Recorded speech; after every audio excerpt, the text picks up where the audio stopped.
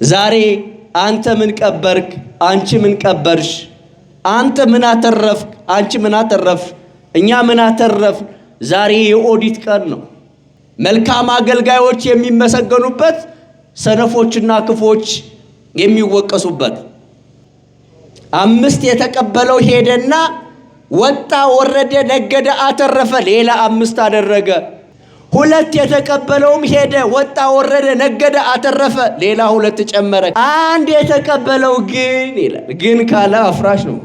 ወደ ስራ ሳይሰማራ አይ ለዚህ አማራጩ መሬት ቆፍሬ ልቅበር በኋላ ለጌታዬ ባስረክብ ይሻላል አለና መሬት ቆፍሮ የጌታውን ገንዘብ ቀበረ ይላል። ከብዙ ዘመን በኋላ ጌታቸው መጣና ተቆጣጠራቸው። 5 የተቀበለው 5 ሰጠኝ ነበር፣ ወጥቼ ወርጄ ነግጄ አተርፌ ይሄው 10 አድርጌያለሁ፣ እንካ መክሊትህን አለው። አንተ በጎ ታማኝ፣ በጥቂት ስለታመንክ በብዙ ወገን እሾምሃለሁ፣ ወደ ጌታ ደስታ ግባ።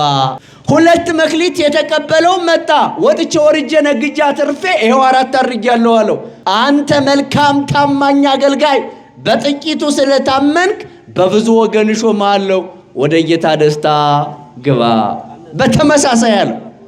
አንድ የተቀበለው መጣና እንዲህ አለ፣ አንተ ጨካኝ የሆንክ እንደሆነ ያውቃል።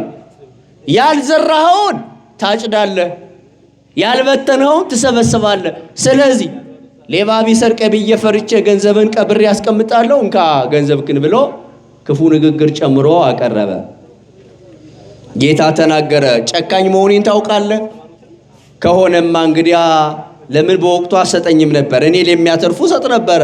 ስለዚህ ገንዘቡን ከሱ ቀሙት፣ ላለው ስጡት፣ እጅና እግሩን እሰሩት፣ ወደ ጨለማ ቤት አስገቡታል። ከዚህ እግዚአብሔር አምላካችን ይሰውረን።